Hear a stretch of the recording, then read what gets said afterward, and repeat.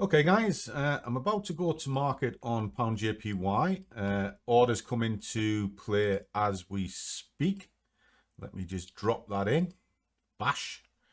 What I'm looking for is the break of this level, or actually sort of sell it on this level rather. I need to adjust the target somewhat. It needs to be about 15 pip target, so it'll be about 75 quid this particular trade. And if you bear with me, I'll kind of just set it up and then I'll show you where it all comes from. So first thing I do on a morning is I make up a strength sheet. Okay, now that's it there. It goes in for the guys and they can see exactly what's going on with it, etc. But then I also make videos for them throughout the day, what it is that I'm doing, which is in the video vault and also in the bulls and the bears. And I update them with what I'm going to be doing ahead of time. Now, at the moment, I'm looking at these two. I'll pull the bigger one up in just a second. Okay. Now, the video vault is down here. And what it is, you've got all of the modules of how I actually trade here, if you want to see them. If you want sort of access, just go to my website, scruffytrader.com, and you'll see how you get into this Discord and the modules, etc. All the live calls that we do are held here as a replay as well. So even if you miss a trade, you can see sort of a breakdown of the trades in here, because I keep all the trades in here as well. Full breakdowns. These are just for the guys. And then we have our Zoom calls, which are here as well. All right. So anyway, cut long story short, that's what the Discord is, because I get asked about it all the time. My heart and soul is on the chart itself. Most people think it's this sheet I'm about to show you. No, not quite. What this does is this visualizes everything for me. So that's the market that I trade all the time. So I kind of just work my way through these. Now, I looked at the DAX this morning and it might be okay later on, but at the moment it's not clever. So I just kind of work my way through. And the next contender is pound JPY, which has come up. And sure enough, here it is here. It's not the best trade in the world, but we are going into London Open. It's currently before 8 o'clock in the morning here. And there is quite a bit of volatility kicking about. So you can get in and get a quick snap at the market. So what's it telling me? Well, for a full-on trade, there's no trade. It's a bit thin on the ground. And as you can see, it's kind of, there's indecision in the high time frames. The dominance of the day is sell. So that's got wind in my sails. The low time frames is ranging a little bit. And you can kind of see that when I pull the screen back on. So the trade itself worked out as being a sell. Now I'll punch a few numbers into this and it spits out which is the ideal setup. And it's telling me also to be careful and keep my TP at 14. Now when I look down here, it can also explain a little bit as to why there might be pressure on the sell.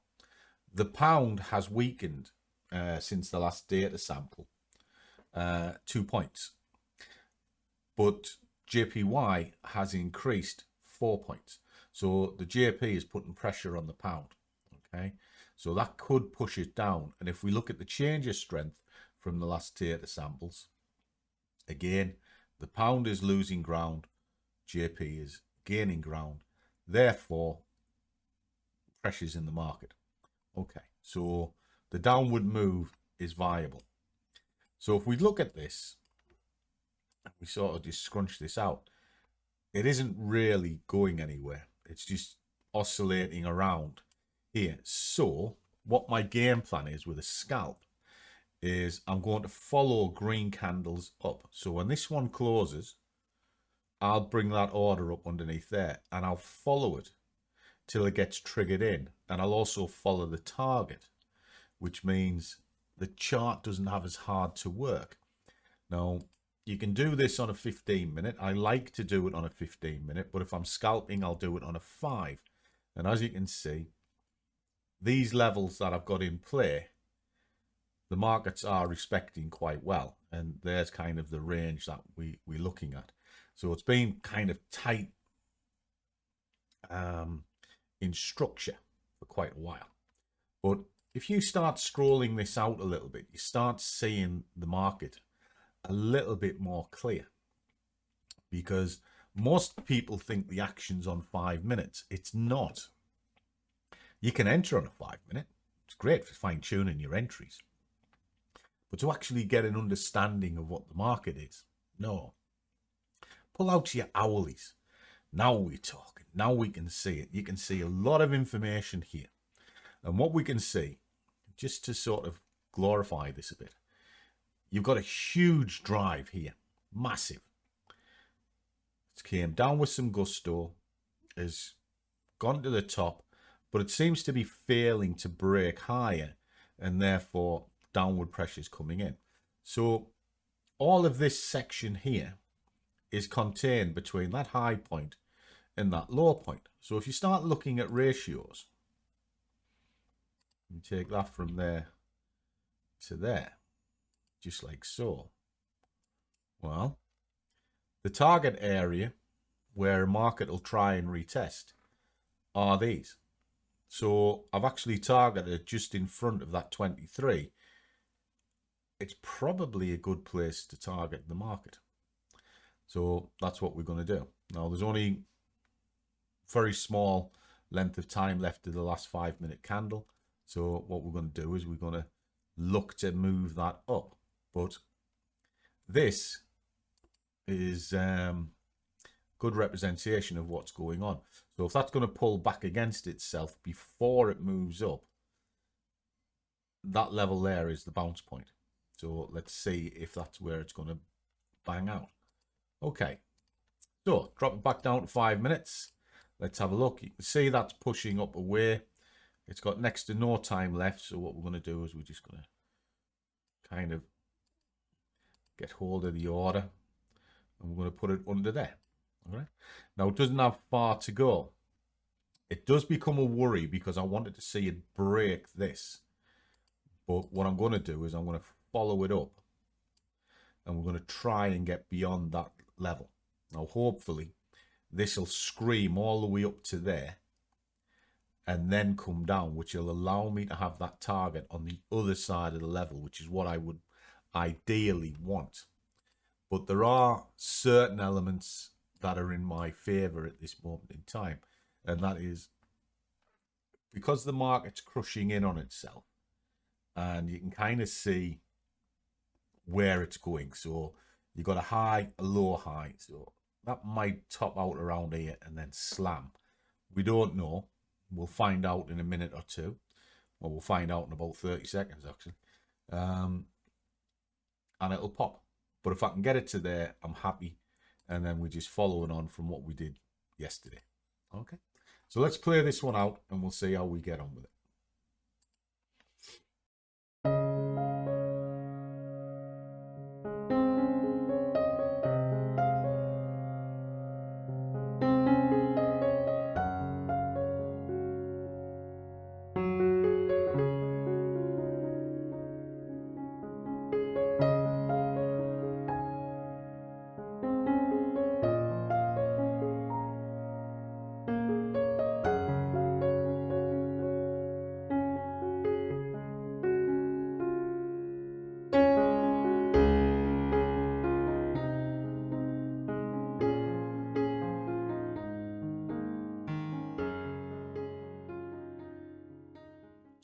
So there we go.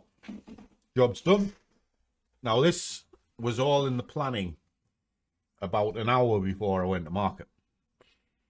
And one of the key areas of what I do is it's always the homework. Everything I do is in the homework. If you get the homework right, well, the rest of the job is just so easy. The problem is a lot of people just jump at the chart straight away and they put no effort into it whatsoever, and then they cry when they get it wrong. And it's like, oh no, this is terrible, this is too hard. It's not too hard, you were just too bloody lazy. Isn't that right? Like lazy bones here who doesn't get dressed in the morning. She should be walking around like fully sorted, but she doesn't. It's early. It is early. Not even 8 o'clock. It's not even it. Well, it is actually. It's past the 8 o'clock now. Minutes, seconds. Seconds? Yeah. Well, you like seconds? I don't know where Actually, I'm going. Anyway, job's done. Just make certain I got my tickets out. Always make certain that you keep your tickets nice and clean. And then there you go, 75 quid adds into the pot. And you just keep building like this all the time. Now I'll look at the markets again, let's say probably 9 o'clock, because I'm done. One product, 1 hour, one win, happy. And then I just 9 o'clock, do it again. And then if I've got enough money to cover my wages, I'm done for the entire day. And to me, that's what trading is. Trading is about getting things right. So if I open, if I open up the screen and you say, right, I'm here, give me a trade. Well, what if the market doesn't want to give me a trade? Then I'm gambling. What if I put a target in that's way too big? Well, if I put a target in that's way too big, the market ain't going to give it to me. It's going to take what it wants. Case in point, if I flick this back, I targeted to the base of these breaks and I pretty much got it to the pip. All right. If anything, I probably over-egged it because I should have stuck at 14, not 15, because that's exactly where it turned. Now, again, this is all to do with the homework and how much the market is possibly going to give in the pulse. Now, that can come from your ATR. Look at your ATRs. Your ATRs will pretty much give you a good guideline. Look for your direction and stick with the dominance. Where'd you get that from? You don't get it off a 5-minute chart. You get it higher up the charts. And once you've got all of these ducks in a row, the only thing you've got to do is find a reason as to go to market. Now, for me, I saw it was pushing onto that level. It had broke up. It had had a lower high from the last time it broke. There was a reasoned assumption it was trying to rev up to go through it. So therefore, put the order on the level and then follow the candle backwards to get a better price. Bish, bash, bosh. Job done. And that's it. So if you're stuck, drop in the description. You'll see all bits and pieces about me and where my contact details are, etc. And if you want to come along and see it fully, drop along with Squad. I'm there every single day. And if you're stuck, I'll break the chart down for you. I won't trade for you, but I'll tell you what I'm doing with it.